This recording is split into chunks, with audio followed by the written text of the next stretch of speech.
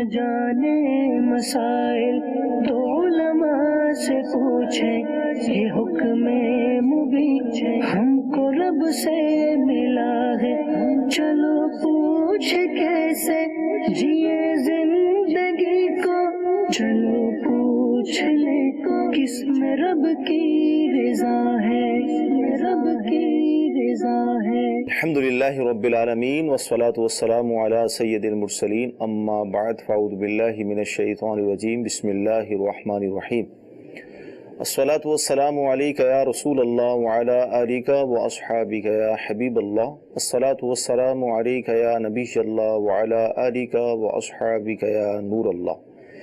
میٹھے میٹھے اسلامی بھائیوں اور مدنی چینل کے ناظرین، سلسلہ دارالفتہ اہل سنت میں ایک بار پھر آپ کو مرحبا کہتے ہیں۔ ابتداً درود پاک کی فضیلت عرض کی جاتی ہے کہ فرمان مصطفیٰ صلی اللہ تعالی علیہ وسلم ہے کہ جسے یہ پسند ہو کہ اللہ تعالیٰ کی بارگاہ میں پیش ہوتے وقت اللہ عز و جل اس سے راضی ہو تو اسے چاہیے کہ وہ مجھ پر کثرت سے درود شریف پڑھے۔ صلو علی الحبیب صلی اللہ تعالی علی محمد صلی اللہ علیہ وسلم۔ مدنی چینل کے ناظرین، الحمدللہ عز و جل ہمارا یہ سلسلہ بہت سارے مسائل سیکھنے کا سبب بنتا ہے۔ ہم گھر بیٹھے مسائل سیکھتے ہیں، اگر آپ توجہ سے دیکھیں گے سنیں گے تو انشاءاللہ آپ کے علم میں اضافہ ہوگا۔ اگر آپ کے لیے ممکن ہو تو اس کے اہم مدنی پھول بھی تحریر کریں انشاءاللہ، یوں ایک کتاب بھی، ایک ڈائری آپ کی اس حوالے سے تیار ہو جائے گی۔ آپ کی کالز کم شامل سلسلہ کرتے ہیں۔ میں معلوم یہ کرنا تھا کہ پرائز بونڈ جو ہوتے ہیں یہ جائز ہے کہ نہیں؟ اگر جائز ہے تو کیسے حج عمرہ وغیرہ زکوٰۃ خیرات وغیرہ ہو سکتی ہے؟ جی حضرت، پرائز بونڈ کے ذریعے جو نام نکلتا ہے کیا فرماتے ہیں؟ بسم اللہ الرحمن الرحیم۔ جی، پرائز بونڈ کی خرید و فروخت بھی جائز ہے، اس میں کوئی حرج نہیں ہے، اور اسی طرح جو اس کے اوپر انعام نکلتا ہے وہ بھی شرعاً حلال ہے، اس کا لینا اس میں کوئی حرج نہیں ہے۔ اور اگر کسی کے پاس اتنی رقم کے اندر اتنی مقدار میں پرائز بونڈ موجود ہیں کہ جو زکوٰۃ کی نصاب تک پہنچ جاتے ہیں یا دوسری رقم وغیرہ کے ساتھ ملا کر زکوٰۃ کی نصاب تک پہنچ جاتے ہیں، تو اس کے اوپر زکوٰۃ دینا بھی ضروری ہوگا، اور اس کے ذریعے بھی زکوٰۃ دی جا سکتی ہے۔ اگر کسی کی زکوٰۃ بنتی ہے اور وہ چاہتا ہے کہ میں پرائز بونڈ زکوٰۃ میں دے دوں تو یہ دینا بھی جائز ہے کہ جتنی رقم کی پرائز بونڈ ہے وہ دے دے، تو اس سے اس کی زکوٰۃ ادا ہو جائے گی۔ اسی طرح اس کے ذریعے سے صدقہ و خیرات کوئی کرنا چاہتا ہے تو اس میں بھی کوئی حرج نہیں ہے۔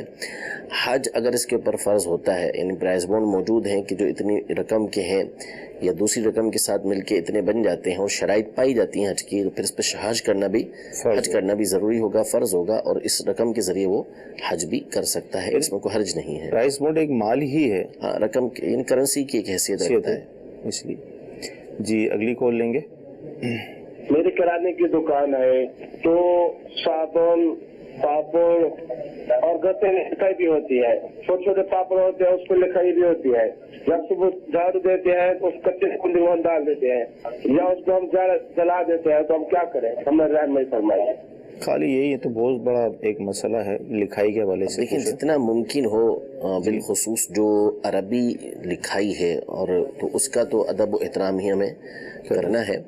ہاں، اگر مقدس نام اس پر لکھے ہوئے ہیں، جیسے اللہ تبارک و تعالیٰ کا نام ہے، نبی کریم صلی اللہ علیہ وسلم کا نام ہے، یا کوئی اور مقدس نام اس پر لکھا ہوا ہے، تو پھر اس صورت میں تو اس کا احترام کرنا جو اور ضروری ہو جائے گا، اور اس کو کچرے میں اس طریقے سے نکالنا یا جلانے کی یہ اجازت بھی نہیں ہوگی۔ اس کے علاوہ جو دیگر زبانوں میں ہوتے ہیں ان کی بھی احترام کی کوشش کریں، جتنا ہو سکتا ہے اس کو احترام کے ساتھ ہی رکھیں گے تو انشاءاللہ تبارک و تعالیٰ اس کا فائدہ حاصل ہوگا۔ چاہیے یہی ہر ایک کو چاہیے، اصل میں عقل و شعور رکھیں اور ایسی تحریریں یہ چیزوں پر لکھا ہی نہ کریں کہ پتہ بھی ہے کہ بالآخر یہ روڈوں پہ بکھری ہوں گی، بالخصوص ہمارے یہاں جو حال ہوتا ہے وہ سب کے سامنے ہوتا ہے، تو وہ روڈوں پہ بکھری ہوں گی، بعض اوقات تو اس میں مقدس نام تک لکھے ہوتے ہیں، اللہ تبارک و تعالیٰ کا مبارک نام لکھا ہوتا ہے، تو اس سے گریز کرنا چاہیے۔ لکھنے والی چیزیں یہ لکھت کرنی ہی نہیں چاہیے۔ آپ سادہ سا کوئی نام اس کے اوپر لکھ دیں جس کے ذریعے سے آپ کی جو پروڈکٹ ہے اس کی پتہ بھی چل جائے گی کیا چیز ہے، اور مقدس نام تو میرا لکھنے سے ایسی چیزوں کے اوپر گریز کرنا چاہیے کہ جس کا نتیجہ بالآخر یہ نکلے کہ وہ کچرے کے اندر ڈالی جا رہی ہیں یا کوڑے کرکٹ کے اندر ڈالی جا رہی ہیں، یہ اچھا نہیں ہے۔ جی اگلی کال لیں گے۔ میرا سوال یہ ہے کہ عورت کو جب طلاق ہو جائے تو اس کی عدت 4 ماہ 10 دن ہے. اس دوران عورت کو کیا کیا احتیاطی تدابیر کرنی چاہیے؟ شرع کیا کہتی ہے؟ جی طلاق کے حوالے سے پوچھ دیکھیں پہلی بات تو انہوں نے مسئلہ ہی غلط بیان کیا کہ طلاق کی عدت انہوں نے 4 ماہ 10 دن بیان کی ہے. ایسا نہیں ہے. اگر عورت حاملہ نہیں ہے، پریگننٹ نہیں ہے، تو پھر اس صورت میں جو طلاق کی عدت ہے وہ 3 مینسس ہے. صحیح. یعنی 3 ماہواریاں جو اسے آئیں گی یہ اس کی عدت ہوتی ہے. صحیح. اور اگر پریگننٹ ہے تو پھر بچے کی پیدائش پر ہی اس کی عدت یہ ختم ہوگی. یہ 4 ماہ 10 دن کی جو عدت بیان کی ہے یہ ہے جس کے شوہر کا انتقال ہو گیا. تو انتقال پر جو عورت کو سوگ بنانا ہوتا ہے، جو عدت کرنی ہوتی ہے وہ 4 ماہ 10 دن کی کرنی ہوتی ہے. لیکن اگر پریگننٹ ہو تو بہر صورت جو ہے وہ بچے کی پیدائش تک اس کی عدت یہ رہتی ہے. اب رہا عدت کے دوران اس نے جو کرنا ہے وہ یہ کہ زینت کرنے کی اسے اجازت نہیں ہے کہ وہ زینت کرے، اور اسی طرح اسے اس بات کی اجازت نہیں ہے کہ وہ گھر سے باہر نکلے. گھر سے باہر نکلنے کی اسے اجازت نہیں ہے. ٹھیک. سوائے یہ کہ گھر سے باہر نکلنا ایسی مجبوری ہے کہ اس کے بغیر چارہ نہیں. مثلا بیمار ہے اور گھر میں اس کا علاج ہو نہیں سکتا، ڈاکٹر آ نہیں سکتا، اور علاج کے لیے اب جانا ہے تو دن ہی دن کے اندر چلے جائیں اور اپنا علاج کروا کر گھر پر واپس آ جائیں. مدنی چینل کے ناظرین، کالس آپ کی ہم نے شامل کی. آئیے چند SMS ہم شامل سلسلہ کرتے ہیں. ہماری برادری میں یہ انداز ہے کہ مردے کو 2 مرتبہ غسل دیا جاتا ہے، تو اس حوالے سے ارشاد فرمائیں. یہ صحیح نہیں ہے طریقہ کار. جب ایک دفعہ غسل دے دیا تو اس کے بعد جو ہے وہ غسل دینے کی حاجت نہیں ہے. یہ سنت کے خلاف ہے طریقہ کار. یعنی ایک دفعہ غسل دیا پھر دوبارہ اس کو جا کے، ایک تو ہے پانی اس وقت بہانا، وہ بہانے کے طریقہ کار الگ ہیں، لیکن باقاعدہ الگ سے غسل دوسرا دینا اس کی اجازت نہیں ہے. ٹھیک ہے.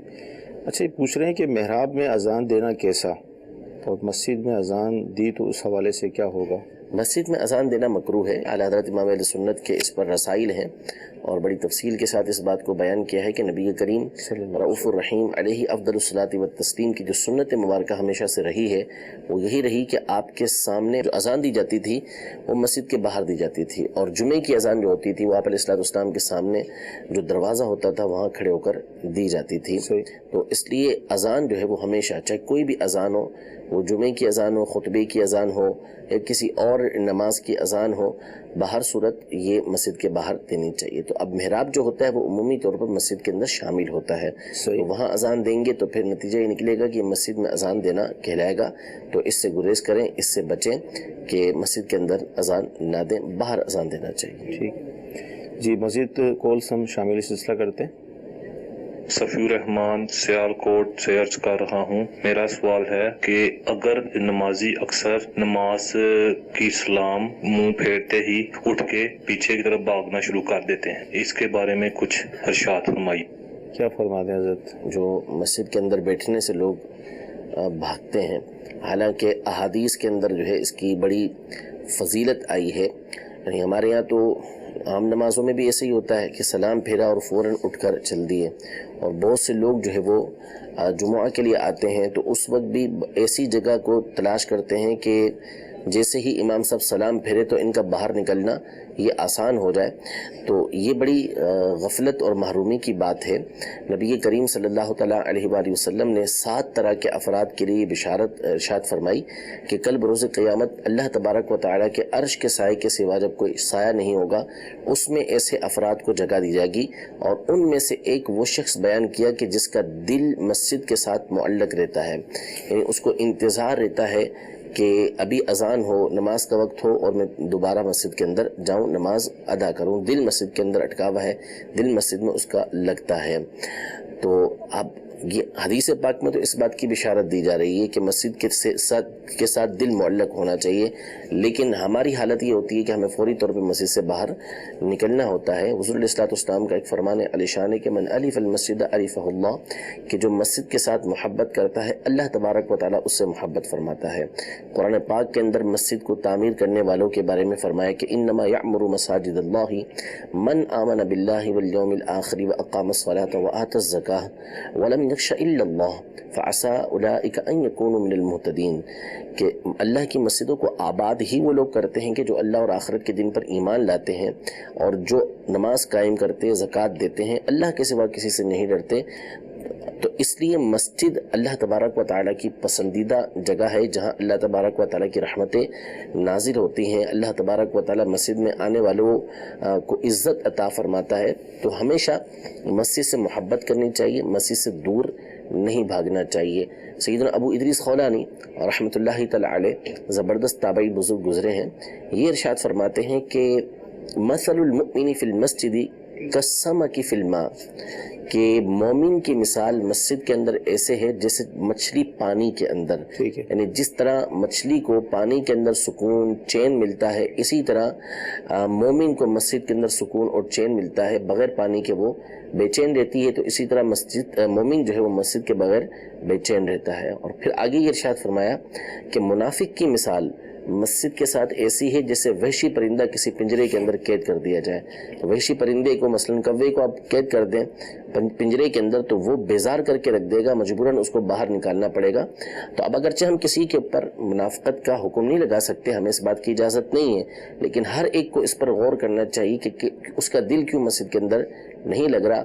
یہی لوگ کہ جو سلام پھیرتے ہی مسجد سے باہر چلے جاتے ہیں، ایک تو ہے کہ کسی کو ایمرجنسی میں جانا ہے، ضرورت اس کی ایسی ہے کہ وہ جائے، لیکن بہت سارے لوگ وہ ہوتے ہیں کہ جن کی کوئی ایسی حاجت نہیں ہوتی، مسجد سے باہر نکلیں گے 15-20 منٹ مسجد کے سامنے کھڑے ہو کر گفتگو کر رہے ہوتے ہیں، حالانکہ چاہتے تو مسجد کے اندر بیٹھ کے 2 رکعت نفل ادا کر سکتے تھے، 2 رکعت سنتیں پڑھ سکتے تھے، لیکن ایسا نہیں کرتے۔ تو اس سے بچنا چاہیے، گریز کرنا چاہیے، اور مسجد کے اندر جب آئیں تو مسجد سے محبت کرتے ہوئے مسجد میں قیام کرنا چاہیے۔ اچھا، یہاں پر جیسے آپ نے جواب ارشاد فرمایا، اب اس میں 1-2 سوال یہ بنتے ہیں کہ اگر کوئی اسلامی بھائی سلام پھیرتے ہی نکل رہے ہیں تو مجھے کیا سوچنا چاہیے؟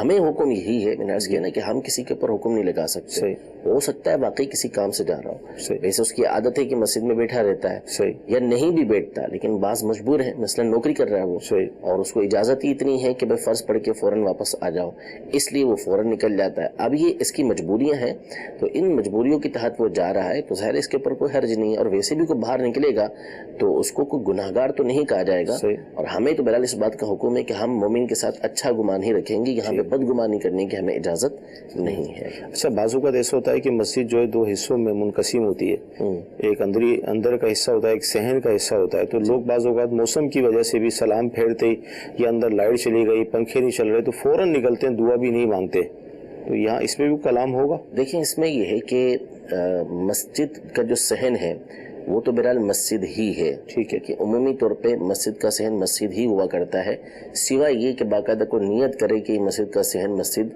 نہیں ہے، اس وقت جب کہ مسجد کی تعمیر، مسجد بنائی جا رہی ہے، اس میں نیت کی جا رہی ہے، اس وقت کوئی یہ نیت کرتا ہے، تو یہ ایک الگ میٹر ہے۔ باقی رہا جو طریقہ کار ہے، مستحب ہے، وہ یہ ہے کہ بندہ جب نماز پڑھ لے تو فقہاء کرام فرماتے ہیں کہ اس کے لیے بہتر ہے کہ کچھ دیر اس جگہ بیٹھا رہے، اس لیے کہ مسلم شریف کی حدیث مبارکہ ہے کہ جب نمازی نماز پڑھتا ہے تو وہ جب تک اپنے مصلی پر بیٹھتا ہے، فرشتے اس کے اوپر رحمت کی دعا کرتے ہیں، اور یہ دعا کرتے ہیں کہ اللہ اس کی مغفرت فرما، یا اللہ اس کے اوپر رحم فرما۔ تو اس لیے بہتر ہے کہ بندہ اس جگہ جہاں اس نے نماز پڑھی ہے کچھ دیر تک بیٹھا رہے، تاکہ فرشتوں کی دعائیں اس کو حاصل ہوتی رہیں۔ لیکن اگر صحن کے اندر کو آ جاتے، جیسے یہ موسم کی وجہ سے، گرمی کی وجہ سے کوئی آ گیا کہ اندر جو ہے وہ گرمی لگ رہی ہے، صحن کے اندر ایسا موسم نہیں ہے، تو باہر آنے میں کوئی حرج نہیں ہے۔ ٹھیک جی، مزید کالس لیں گے۔ آلو پیاز میں بیچتا ہوں، میرا کاروبار یہ، تو اس میں سے کچھ آلو جیسے میں تھیلی کے اندر ڈالتا ہوں تو وہ رہ جاتے ہیں، اب وہ بعد میں یاد آتے ہیں کہ یہ کیا میری غلطی ہے یا دینے والے میں کوئی غلطی ہو جاتی ہے مجھے۔ کیا فرما؟ آلو پیاز بیچتے ہیں اور تھیلی میں ڈالتے ہیں تو ایک کچھ رہ جاتے ہیں، اس عجیب بات ہے، کبھی ایسا ہو جاتا ہو ایک الگ بات ہے، ویسے ہونا نہیں چاہیے، لیکن جو رہ گئے بہرحال وہ تو مالک تک پہنچانے ہوں گے، اور عمومی طور پہ جو گاہک ہوتے ہیں اگر یہ علاقے میں ہیں تو پھر وہ جاننے والے ہی ہوتے ہیں، تو جو جاننے والے ہیں وہ ان تک پہنچانے پڑیں گے، جبکہ کنفرم ہو کہ واقعی یہ اس کے رہ گئے ہیں، صرف شک و شبہ یا وسوسے کی وجہ سے ایسا نہیں ہوگا۔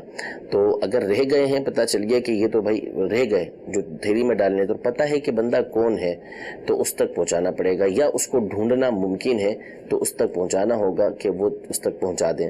और अगर किसी सूरत वो बंदा नहीं मिलता, आता नहीं है, उसके पास आ ही नहीं रहा, उसने संभाल के रखे थे, अब नहीं आ रहा, ख़राब हो जाएंगे, तो बेहतर फिर इसका हुक्म ये है कि ये किसी शरीफ फ़कीर के ऊपर सदका कर दें, यानी जिसको ज़कात लगती है ऐसे को ये दे दें। इसे जो मसला आपने बताया ज़ाहिर शरीयत का मसला है, हम सबको इस पर अमल करना चाहिए, लेकिन आपको लगता है मुफ्ती साहब कि फ़ी ज़माना कोई ये जो हालात हैं कि वो ढूंढे तो फिर इसी के अंदर थोड़ी है जी, ये तो हमारी जो ज़माने की बेहतियातियाँ हैं वो तो सबके सामने है कि हमारे दौर के अंदर लोग किस कदर बेहतियात, ये तो ये बात कर रहे हैं अपनी इस हवाले से। सही, दोनों तरफ को देखा जाए, अब लोग सब्जी ही के ठेले पर जाते हैं तो उसमें से भी कुछ ना कुछ उठा के जो खाने की चीज़ होती है वो खाना शुरू कर देते हैं। गाजर होगी उसको तोड़ के खाना शुरू कर देंगे, बस खीरा उठा के खाना शुरू कर देंगे, छोटा मोटा खीरा होगा उसे उठा लेंगे। ये तरीका थोड़ी है भाई। फ्रूट के ठेले पर जा रहे हैं तो उसकी कोई ना कोई चीज़ खरीदते हुए उठा, उससे पूछे तो सही आप कि ये वाकई राजी भी है या नहीं है खिलाने पर। बहुत सारी चीज़ें बड़ी कीमती होती हैं, नहीं फ्रूट बहुत कीमती होता है बाज़ औक़ात, वो चंद दाने भी आप खाएंगे तो वो उसके दिल पे लग रही होती कि यार ये क्या, यानी जितना नफ़ा होना ये तो खाया जा रहा है, तो ऐसा नहीं करना चाहिए। बाज़ लोग इसमें बड़े जो है वो जरी होते हैं, बेबाक होते हैं और इस तरह खा रहे होते हैं, तो इसकी शरअन इजाज़त नहीं है। इसी तरह ये बेचने वाले ये कौन से कम होते हैं, ये तरह तरह की डंडियाँ इसके अंदर मार रहे होते हैं और कम तोल देते कुछ हैं, ख़राब चीज़ें नीचे से डाल देते हैं, ख़राब फ्रूट डाल देते हैं। तो इनको भी अल्लाह से डरना चाहिए कि इसके ऊपर भी वईदें आई हैं कम तोड़ने के ऊपर। बहुत ज़्यादा ये नुकसान का दुनिया और आखिरत दोनों में सबब है और इस पर बड़ी सख्त पकड़ होगी, तो इसलिए एहतियात जो है वो दोनों तरफ से करना ज़रूरी है। अच्छा, SMS ये मौसूल हुआ कि जब हम जैसे कोई दुकान वाले हैं, हमें जो है चीज़ों की लिस्ट मिलती है, भाई इसकी ये कीमत है, इस पर आपने फ़रोख्त करनी है, अगर हम उसी पर भेजते हैं तो हमें मुनाफा नहीं होगा या बहुत कम होगा, तो अगर हम उससे हटकर करते हैं ऊपर नीचे तो इस हवाले से क्या फरमाएंगे? देखिए, ये असल में जो है वो कानूनी पेचीदगियाँ इसके अंदर होती हैं जी कि इस तरीके से जो कीमतें मुकर्रर की जाती हैं, बसा औकात ये इन लोगों की ज़्यादती होती है, यानी वो चीज़ इतनी महंगी कर देते हैं कि लोगों की पहुंच से दूर हो जाती है, तो इसमें फिर वो चीज़ वो रेट मुकर्रर किया जाता है। तो बहरहाल इसमें मुख्तलिफ सूरतें बनती हैं कि उसी कीमत पे बेचना जो है वो ज़रूरी नहीं होता, दूसरी कीमत पे भी बेच सकता है, लेकिन ज़ाहिर है कि ये इसके लिए कानूनी एतबार से ममनू होगा, तो इसलिए इसको इससे बचना चाहिए। जो कीमत मिली है उसी पर वो बेचे, वरना ये कानून की पकड़ में आएगा तो फिर इससे ज़्यादा इसको पैसे, जो हमारा माहौल है वो सामने सबके के, इससे ज़्यादा पैसे इसको देने पड़ेंगे। ठीक है जी, अगली कॉल लेंगे। हाफिज सिराज अहमद खानपुर से मैं ये पूछना चाहता हूँ कि सुन्नत और बिदअत में फर्क ज़ाहिर करे, कौन से अमाल बिदअत हैं? जैसे कि हदीस पाक में हुज़ूर अलैहिस्सलाम का फरमान मुबारक है, ला यक़बलुल्लाहु लिसाहिबि बिदअतिन सौमन वला सलातन वला सदक़तन वला हज्जन वला उमरतन वला अदलन वला सरकन, और कमा क़ाला नबी सल्लल्लाहु अलैहि वसल्लम। कौन कौन से अमाल बिदअत हैं? दूसरा ये कि मसनून आज़ान कौन से अल्फाज से शुरू होती है और कहाँ ख़त्म होती है? बिदअत और सुन्नत का फ़र्क और मसनून अज़ान। देखिए, सुन्नत तो नबी करीम सल्लल्लाहु तआला अलैहि वसल्लम के तरीक़ेकार को बोला जाता है और मुहद्दिसीन की इस्तिलाह में सुन्नत और हदीस मुतरादिफ हैं, यानी एक ही तरह हैं, और इसका इतलाक़ सहाबा किराम अलैहिम रिज़वान के कौल व फ़ेल पर भी होता है, तकरीर पर भी होता है। तकरीर यानी हुज़ूर अलैहिस्सलाम के सामने कोई चीज़ की गई और हुज़ूर अलैहिस्सलाम ने उस पर मना नहीं फरमाया। इसी तरह ताबईन के कौल व फ़ेल के ऊपर भी सुन्नत का इतलाक़ किया जाता है, लेकिन उमूमी तौर पर उसमें फिर कैद लगा दी जाती है कि किसकी सुन्नत है। आम तौर पे जब सुन्नत बोला जाता है तो इससे मुराद नबी करीम सल्लल्लाहु तआला अलैहि वसल्लम की सुन्नत मुबारका मुराद होती है, तो वो हुज़ूर अलैहिस्सलाम का तरीक़ेकार रहा। बिदअत तो इस पर बड़ी तफसील के साथ हमारे 3 सिलसिले हो चुके हैं, जिसमें अदिल्ला के साथ इस बात को बयान किया गया था कि बिदअत क्या होती है। बिदअत नए काम को बोलते हैं, जो चीज़ भी नई हो उसको बिदअत बोला जाता है। फिर इसकी 2 किस्में बनती हैं, एक नया काम वो कि जो अच्छा है, एक नया काम वो जो कि बुरा है, यानी इसकी तो तसरीह अहादीस तय्यबा के अंदर मौजूद है। तो बिदअत जो बुरी बिदअत है ये वो है کہ جو نبی کریم صلی اللہ تعالیٰ علیہ وسلم کی سنت کے اندر تغیر و تبدل پیدا کرے یا اس کو اٹھا دے، یعنی اس کی وجہ سے سنت میں فرق آ جائے، اس کی وجہ سے سنت اٹھ جائے، تو ایسی بدعت جو ہے وہ بری بدعت کہلاتی ہے۔ یعنی شریعت مطہرہ کے خلاف کرنا، ایسا کام نیا ایجاد کرنا کہ جو شریعت مطہرہ کے خلاف بنتا ہے، جو اصول اور ضوابط اور قواعد ہیں اس کے خلاف بنتا ہے، تو ایسی چیز کو بدعت یہ کہا جاتا ہے۔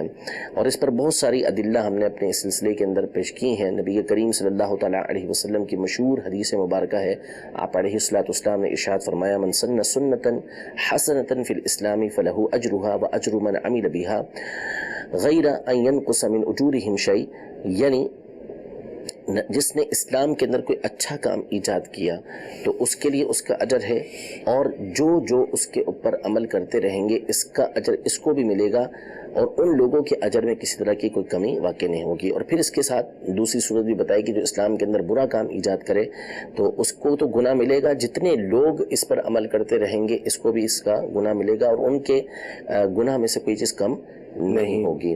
تو یہ واضح طور پر فرمایا کہ جو اسلام کے اندر نیا اچھا کام ایجاد کرتا ہے تو اس کو ثواب ملے گا۔ اسی طرح جو مشہور حدیث مبارکہ ہے، حضرت بی بی عائشہ رضی اللہ تعالی عنہا روایت کرتی ہیں کہ من احدث فی امرنا ھذا ما لیس منہ فہو رد، کہ جس نے ہمارے اس دین کے اندر وہ چیز ایجاد کی کہ ما لیس منہ، جو اس دین سے تعلق نہیں رکھتی، فہو رد، وہ مردود ہے، وہ جو ہے اس کے اوپر لوٹا دی جائے گی، اس کے اوپر رد کر دی جائے گی۔ افصح العرب صلی اللہ تعالیٰ علیہ وسلم نے یہ ارشاد فرمایا ہے ما لیس منہ۔ اس جملے کے تحت محدثین نے واضح طور پہ لکھا کہ یہ اگر وہ کام دین سے تعلق رکھتا ہے، یعنی دین کے اصول و ضوابط کے اندر آتا ہے، تو پھر اس کا مطلب ہے کہ یہ احداث فی الدین نہیں ہے۔ دین کے اندر ایسے کام کو ایجاد کرنا نہیں ہے کہ جو دین متین سے ٹکراتا ہو، شریعت کے اصولوں سے ٹکراتا ہو۔ تو بہت سارے امور جو ہے وہ صحابہ کرام علیہم رضوان کے زمانے سے لے کر اب تک علماء وہ کرتے آئے ہیں، محدثین وہ کرتے آئے ہیں، فقہا وہ کرتے آئے ہیں کہ جو دین سے تعلق رکھتے ہیں اور وہ زمانہ رسالت کے اندر موجود نہیں تھے۔ اب انہوں نے کہا مثال کے طور پر اذان کہاں سے شروع ہوتی ہے اور کہاں مسنون طریقے سے ختم ہوتی ہے، تو بالکل اللہ اکبر سے اس کی ابتدا ہوگی، ٹھیک ہے، اور لا الہ الا اللہ پہ جا کے اس کا اختتام ہوگا، یہ اس کی ابتدا ہے۔ لیکن کیا اس سے قبل درود و سلام پڑھنا یہ ممنوع ہوگا؟ حضرت بلال حبشی رضی اللہ تعالیٰ عنہ اذان کے بعد جب بارگاہ رسالت میں حاضر ہوتے تو فوراً سلام عرض کیا کرتے تھے، صلاۃ والسلام پڑھا کرتے تھے، اور اس کو علماء نے لکھا، مستحب لکھا کہ جو مواقع مستحب ہیں صلاۃ درود پاک پڑھنے کے، ان میں سے ایک یہ ہے کہ اذان کے بعد پڑھے۔ اب رہا اذان سے پہلے پڑھنا، تو اس میں بھی کوئی حرج نہیں ہے، یہ اذان کا حصہ نہیں، اسی لیے ہمارے یہاں جب صلاۃ والسلام پڑھا جاتا ہے تو اس کو اس انداز میں پڑھا جاتا ہے کہ وہ اذان کا حصہ بالکل معلوم نہیں ہوتا، اور اس پر بہت ساری دلیلیں موجود ہیں۔ مثال کے طور پر جو تلبیہ ہے، لبیک جو پڑھا جاتا ہے، وہ معروف ہے جتنا ہم پڑھتے ہیں، لیکن حضرت عبداللہ بن عمر، خود حضرت عمر، حضرت ابن مسعود اور حضرت سیدنا امام حسن رضی اللہ تعالی عنہم، ان تمام نے اس تلبیہ کے بعد مزید تلبیہ کے الفاظ کہیں۔ صحیح مسلم کے اندر جو ہے وہ عبداللہ بن عمر رضی اللہ تعالی عنہما کی حدیث ہے، سیدنا عمر رضی اللہ تعالیٰ کی حدیث ہے، اور مسند ابن اسحاق بن راہویہ کے اندر جو ہے وہ عبداللہ بن مسعود رضی اللہ تعالیٰ کی حدیث ہے، طبقات کبریٰ کے اندر امام حسن رضی اللہ تعالیٰ کی حدیث ہے کہ وہ اس کے اندر اضافہ کرتے تھے۔ نبی کریم صلی اللہ علیہ وسلم کا تلبیہ پڑھا اور اس کے بعد کچھ الفاظ مزید زائد وہ کہا کرتے تھے۔ تو اس کا مطلب کیا ہوا کہ جس چیز کے ذریعے سنت کے اندر تبدل تغیر نہیں آ رہا، اس میں تبدیلی نہیں ہو رہی، سنت اٹھائی نہیں جا رہی، تو اس کام کا کرنا یہ درست ہوتا ہے، اس میں کوئی حرج نہیں ہوا کرتا۔ ماشاءاللہ مفتی صاحب نے بڑی تفصیل سے ہمیں بدعت کے حوالے سے بھی ارشاد فرمایا اور سنت کا بھی بتایا کہ سنت کا معنی کیا ہے، اور اذان کے حوالے سے بھی بیان کیا ہے کہ اذان کے شروع میں یا آخر میں اگر ہم صلاۃ والسلام پڑھتے ہیں تو اس میں کوئی حرج نہیں ہے، اور آپ نے اس کو دلیل سے ثابت کیا۔ جی مزید کال لیں گے ہم۔ مفتی حسان صاحب کی بارگاہ میں سوال ہے کہ انشورنس کرانا جائز ہے یا ناجائز ہے؟ سنا ہے احکام شریعت میں لکھا ہوا کہ یہ جائز ہے، برائے کرم اس کی وضاحت فرما دیں۔ کیا فرماتے ہیں؟ ناجائز ہے، اس کی شرعاً اجازت نہیں ہے کہ یہ یا تو ظلم کے اوپر مبنی ہوگی یا یہ جوے سود کے اوپر مبنی ہوگی. اور احکام شریعت میں اصل میں مجمل لکھا ہوا ہے. اصل فتویٰ فتاوی رضویہ شریف کے اندر ہے، جس کو تفصیل کے ساتھ امام اہل سنت نے بیان فرمایا، اور اس کا حاصل یہ بیان فرمایا ہے کہ ویسے مسلم کمپنی کے ساتھ یہ ممنوع ہے. وہ جو خاص صورت کی اجازت دی وہ وہاں اجازت دی کہ جو ٹوٹلی کافروں کی کمپنی ہے اور اس میں مسلمان کا فائدہ یہ ظن غالب ہے کہ فائدہ ہوگا، تو وہاں یہ صورتیں اصول و ضوابط کے تحت بنتی ہیں کہ انشورنس کروائی جا سکتی ہے، ورنہ مسلمان کے ساتھ ایسا معاہدہ کرنا یہ جائز نہیں ہے. یعنی بعض عقود جو ہوتے ہیں، جو معاہدے کیے جاتے ہیں، عقد کیے جاتے ہیں، وہ ایک مسلمان اور دوسرے مسلمان کے جو درمیان ہوتے ہیں اس کی تو اجازت نہیں ہوتی، شرعاً اجازت نہیں ہوتی اس کی، لیکن وہی معاہدہ اگر کسی کافر کے ساتھ ہو تو پھر اس کی شرعاً اجازت بن جاتی ہے شرائط و ضوابط کے ساتھ. تو یہاں پہ جو امام اہل سنت نے بیان فرمایا تھا وہ ان شرائط کو سامنے رکھ کر ایک کافر کمپنی جو تھی مکمل اس کے مطابق بیان فرمایا تھا، ورنہ آپ کا مفصل فتویٰ یہ فتاوی رضویہ کے اندر موجود ہے جس میں آپ نے اس کو ناجائز و حرام قرار دیا ہے. جی مزید کال. جی میں اورنگزیب بات کر رہا ہوں، ضلع شیخو پورہ کے شہر مانا والا سے. میری والدہ صاحبہ ہیں، وہ عمرہ کرنا چاہتی ہیں جبکہ میرے والد صاحب اس دنیا میں نہیں ہیں. تو میں پوچھنا چاہتا ہوں کہ وہ اکیلی عمرہ کر سکتی ہیں یا کوئی ساتھ جائے گا؟ جی اکیلی عمرے پہ جا سکتی ہیں. یعنی عدت نہیں، اگر عدت میں نہیں، عدت سے فارغ ہو چکی ہیں تو اس میں کسی محرم کے ساتھ تو جا سکتی ہیں، جیسے یہ خود ہی لے جاتے ہیں اپنی والدہ کو، یا والدہ کے بھائی ہیں، یا والدہ کی بہن کے بیٹے ہیں، بھائی کے بیٹے ہیں، تو ان کے ساتھ والدہ اگر جاتی ہیں جو بالغ ہیں ان کے ساتھ تو جا سکتی ہیں. اکیلے جانا ان کا شرعاً یہ جائز نہیں ہے. ٹھیک. اچھا SMS یہ ہے کہ عدت ایک طلاق کے بعد شروع ہوتی ہے یا 3 کے بعد ہوتی ہے؟ نہیں، اگر ایک بھی دی ہے تو عدت تو شروع ہو جائے گی.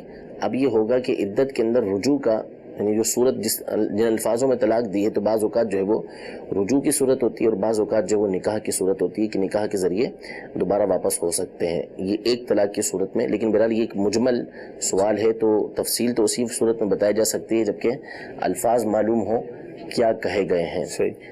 تو اس لیے بہرحال عدت تو فوری طور پر یہ شروع ہو جائے گی. ٹھیک.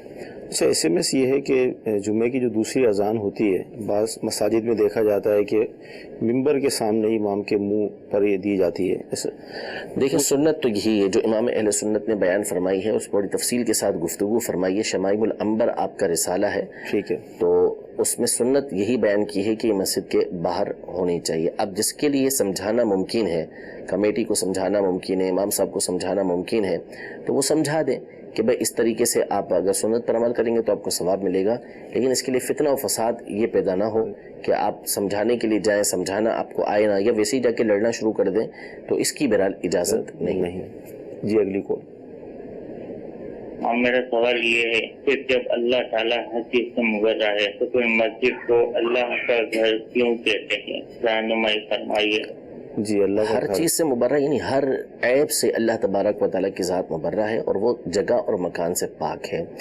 مسجد کو اللہ کا گھر اصل میں مسجد کی اہمیت بیان کرنے کے لیے کہتے ہیں. ٹھیک ہے. یعنی ویسے تو ہر چیز اللہ تبارک و تعالیٰ کی ہے، ہر مثال کے طور پہ اونٹنیاں ہیں، ہر اونٹنی اللہ تبارک و تعالیٰ کی ہے، لیکن جو صالح علیہ السلام کی اونٹنی ہے اس کے بارے میں قرآن پاک میں ناقۃ اللہ فرمایا کہ یہ اللہ کی ناقہ ہے، اللہ کی اونٹنی ہے. تو اب اس کی خاص اہمیت کو بیان کرنے کے لیے، اس کے شرف و عظمت کو بیان کرنے کے لیے بیان فرمایا کہ یہ اللہ کی اونٹنی ہے. تو اسی طرح زمینیں، جگہیں ساری اللہ تبارک و تعالیٰ کی ہیں، ہر چیز اللہ کی ہے. وَلِلَّهِ مَا فِي السَّمَاوَاتِ وَمَا فِي الْأَرْضِ، زمین و آسمان میں جو کچھ ہے وہ اللہ تبارک و تعالیٰ کے، زمین و آسمان بھی اللہ تبارک و تعالیٰ کے ہیں. لیکن جب کسی کی اہمیت بیان کرنا ہوتی ہے تو پھر اس کو کسی ایسی شخص، ایسی ذات کی طرف منسوب کرتے ہیں کہ جو بہت بڑا ہو. تو اللہ تبارک و تعالیٰ سے بڑھ کر تو کوئی نہیں ہے. تو مسجد کی اہمیت کو بیان کرنے کے لیے کہا گیا کہ یہ اللہ تبارک و تعالیٰ کا گھر ہے، یعنی اللہ تبارک و تعالیٰ کی خاص رحمتیں یہاں پر نازل ہوتی ہیں. دنیاوی مثال ہی لے لیں کہ کسی کے شیخ کا گھر ہے، کسی کے مرشد کا گھر ہے، کسی عالم کا گھر ہے، تو اس کو ہم کہتے ہیں کہ فلاں کا گھر ہے. یہ اس گھر کی اہمیت کو بیان کر رہے ہوتے ہیں. تو اسی طرح مسجد کو اللہ کا گھر جو کہا گیا وہ اس اعتبار سے کہا گیا کہ اس کی اہمیت کو، اس کی عظمت کو لوگوں کے سامنے بیان کیا جائے. ٹھیک. بہت پیارا جواب اس حوالے سے ہمیں ملا کہ ہم مسجد کو اللہ کا گھر کیوں کہتے ہیں. جی اگلی کال. ظہیر احمد اتاری پنڈو محمد خان سے. میرا مفتی صاحب سے یہ سوال ہے کہ کچھ لوگ کہتے ہیں کہ جس پر غسل فرض ہو جائے اگر وہ چلتا ہے تو اس کے قدم قدم پر ایک گناہ لکھ دیا جاتا ہے, تو یہ کہنا کیسا؟ جواب ارشاد فرما دیجیے. السلام علیکم ورحمۃ اللہ وبرکاتہ. وعلیکم السلام ورحمۃ اللہ وبرکاتہ. نہیں, یہ تو بالکل باطل بات ہے. ویسے مشہور ہے اس طریقے سے جی جی کہ اگر قدم زمین پہ رکھے گا تو زمین جو ہے وہ اس کے لیے بد دعا کرے گی اور اس کے لیے گناہ ہوگا, تو ایسی کوئی بات نہیں ہے. جنبی کے لیے حکم یہ ہے کہ وہ بہتر اس کے لیے یہی ہے, جس کے اوپر غسل طاری ہے اس کے لیے اچھا یہ ہے کہ فوری طور پر غسل کر لے, تاخیر نہ کرے. ورنہ کم از کم یہ کہ اگر گندگی جسم پہ لگی ہے کسی مقام پر تو اس کو دھو لے اور وضو کر لے, اور اگر یہ بھی نہیں کرتا تو بھی اس کے اوپر گناہ نہیں ہے. البتہ گناہ کی جو صورت ہے وہ اس صورت میں ہے جب کہ وہ حالت جنابت میں رہا یہاں تک کہ نماز کا وقت آ گیا اور اس وجہ سے اس کی نماز چھوٹ گئی, نماز اس کی قضا ہو گئی, تو اب یہ گناہ گار ہوگا, اب اس کے اوپر گناہ کی صورتیں بنیں گی. لہذا اس سے پہلے اس کو غسل کر کے یہ فارغ ہونا ہوگا تاکہ جماعت کے ساتھ نماز کو ادا کر سکے. ورنہ اگر رات کو کسی پر غسل فرض ہوا اور اس نے غسل نہیں کیا اور گھر میں چلتا پھرتا رہا یا باہری کسی کام سے گیا تو اس کے اوپر گناہ بہرحال نہیں ہے. بہتر یہی ہے کہ بندہ جب غسل فرض ہو تو فوری طور پہ غسل کر لے. ٹھیک ہے. جی اگلی کال. سر ہمارا سوال یہ ہے کہ ہم بینک سے لون لے کر ایک نل لگانا چاہتے ہیں, وہاں پانی کی بہت کمی ہے, تو وہ نل لگانا ہماری مجبوری بھی ہے. کیا ہم یہ نل لگا سکتے ہیں, یعنی کہ پانی والا نلکا لگا سکتے ہیں؟ اس کی شرعاً بہرحال اجازت نہیں ہے کہ کوئی بینک سے اس طرح لون لے کر جو ہے وہ نلکا وغیرہ لگوائے. اگر لگانا ہے تو لوگ ماشاءاللہ مخیر ہوتے ہیں جو اس طرح کی چیزوں میں تعاون کرتے ہیں, پانی میں تو بالخصوص کرتے ہیں, تو لوگوں سے ہی چندہ کر کے اکٹھا کر کے وہاں پر نل لگوا لیں. وہ اتنا بہت بڑا بھی خرچہ نہیں ہوتا اس کے لیے کہ جو ہے وہ بینک سے جا کے لون لینا پڑے, اور زیادہ بھی ہو تو لینے کی بہرحال اجازت نہیں ہے.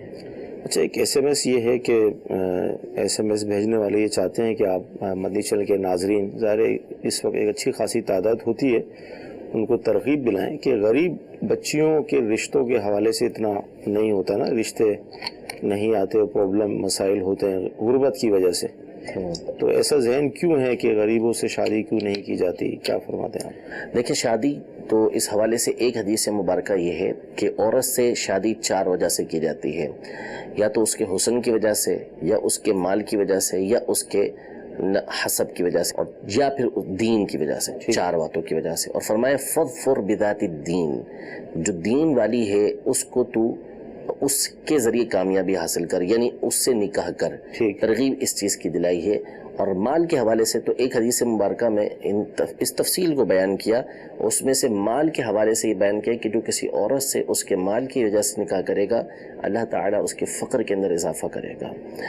تو ہمارے دین کے اندر جو ہے وہ اس بات کی ترغیب نہیں ہے کہ مالدار عورت کی طرف رغبت کی جائے, بلکہ مقصود جو ہے وہ اپنے ایمان کی حفاظت ہونی چاہیے کہ نکاح سے جو ایمان محفوظ ہوتا ہے, نبی کریم صلی اللہ تعالیٰ علیہ وسلم کی سنت کی ادائیگی کی نیت ہونی چاہیے, اور دین دار خاتون کو یہ تلاش کرنا چاہیے. اور عورتوں کو بھی, یعنی جو عورت کے خاندان والے ہیں ان کو بھی چاہیے کہ وہ دین کی طرف توجہ دیں, تو نتیجہ یہ نکلے گا کہ دونوں کے در برکتیں پیدا ہوں گی.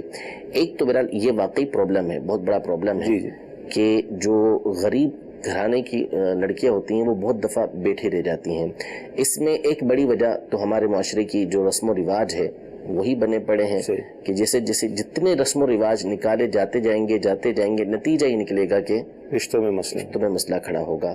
اس میں بہرحال لڑکے والوں کو اور بالخصوص خود لڑکے کو یہ ذہن بنانا چاہیے, اسلامی بھائیوں کو یہ ذہن بنانا چاہیے کہ غریب خاندانوں کے اندر نکاح کیے جائے, کہ ظاہر ہے کہ جب ہم اس طرح کریں گے تو ہی جو ہے وہ غربا کے گھر سے جو ہے وہ نکاح ہوں گے, ورنہ تو ہر ایک مالدار کی طرف دوڑتا پھرے گا تو غریب بچیاں تو گھر کے اندر بیٹھی رہیں گی. تو بہرحال ایک تو رسم و رواج کو یہ جب کم سے کم کر دیا جائے گا, خرچوں کو کم سے کم کر دیا جائے گا, نبی کریم صلی اللہ علیہ وسلم کی سنت کے مطابق نکاح کیا جائے گا, تو آسانیاں ہی آسانیاں ہوں گی اور بھلائیاں ہی بھلائیاں ہوں گی.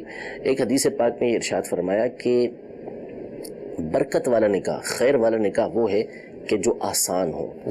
آسان نکاح کے اندر برکت عطا فرماتا ہے. اور دوسرا یہ کہ نکاح کے سبب اللہ تبارک و تعالی غنا عطا فرماتا ہے. حتی یغنیہم اللہ من فضلہ، کہ نکاح کے جو سبب بنتا ہے اللہ تبارک و تعالی ایک برکت یہ عطا فرماتا ہے کہ اللہ تبارک و تعالی بندے کو غنی کر دیتا ہے. تو اس لیے اگر ہم اچھی نیت کے ساتھ نکاح کریں گے تو پھر نتیجہ ان چیزوں کا نکلے گا. اور جب اچھی نیت ہوگی تو بندہ دین کو دیکھے گا، مال کو نہیں دیکھے گا. تو بہرحال ترغیب بھی یہی ہے کہ جو ہے وہ دین کو دیکھا جائے، چاہے وہ مالدار گھرانے کے اندر ہو چاہے وہ غریبوں کے گھرانے کے اندر ہو. فقط غربت کو سامنے رکھتے ہوئے کسی کو ٹھکرایا نہ جائے. ماشاءاللہ مفتی صاحب نے احادیث کی روشنی میں اس بات کو سمجھانے کی کوشش فرمائی کہ غریبوں کی جو بچیاں ہیں رشتوں کے حوالے سے اس طرف بھی ذہن بنایا جائے. اور دین کی فضیلت ہے، یعنی کوئی ایسا رشتہ ہے کہ جہاں پر مال کی کمی نظر آتی ہے لیکن سامنے والی جو ہے وہ ان کے اندر ہمیں دین نظر آتا ہے، پرہیزگار ہیں، متقی ہیں، تو اس کو اہمیت دی جائے. اللہ کرے کہ ایسا دور دورہ ہو. اور رسم و رواج کے جو معاملات ہیں، اس طرح کی رسمیں معاشرے میں اس وقت نافذ ہیں، بالخصوص جہیز کے حوالے سے جو معاملات ہم دیکھنے میں آتے ہیں اس کی وجہ سے بھی رکاوٹیں ہیں. اللہ تعالیٰ ہمارے معاشرے کو ایک مدنی معاشرہ بنا دے تاکہ اس طرح کے معاملات ختم ہوں. جی اگلی کال لیں گے ہم. کہ سفر کے مہینے میں شادی کرنی چاہیے یا نہیں، اور گھر میں بیری کا درخت لگانا چاہیے یا نہیں؟ السلام علیکم ورحمۃ اللہ وبرکاتہ. وعلیکم السلام ورحمۃ اللہ وبرکاتہ. سفر کا مہینہ، بہرحال یہ نکاح کے حکم جو ہے نا وہ ہر مہینے کے اندر لوگ پوچھتے رہتے ہیں. اور اس مہینے کے حوالے سے تو بڑا مشہور ہے کہ اس مہینے میں نکاح کرتے ہیں تو پریشانیاں آتی ہیں، حالانکہ بالکل غلط ہے. کائنات کا ایک خوبصورت جوڑا اسی مہینے کے اندر بنا، یعنی حضرت مولائے کائنات مولا مشکل کشا رضی اللہ تعالی عنہ اور سیدہ کائنات بی بی فاطمہ رضی اللہ تعالی عنہ، دونوں کا نکاح اسی مہینے کے اندر ہوا تھا. تو جب اس مہینے کے اندر ان کا نکاح ہوا تو پھر اب کیا پیچھے رہ گیا؟ صحیح بات. تو اس لیے سفر کے مہینے میں نکاح کرنے کے اندر کوئی حرج نہیں ہے، اور ایسی بدشگونیاں لینے کی بھی کوئی ضرورت نہیں ہے. یہ جو ہے وہ جوہلا کا عقیدہ تھا، کفار مشرکین کا عقیدہ تھا کہ جو سفر کا مہینہ ہے اس میں بلائیں اترتی ہیں.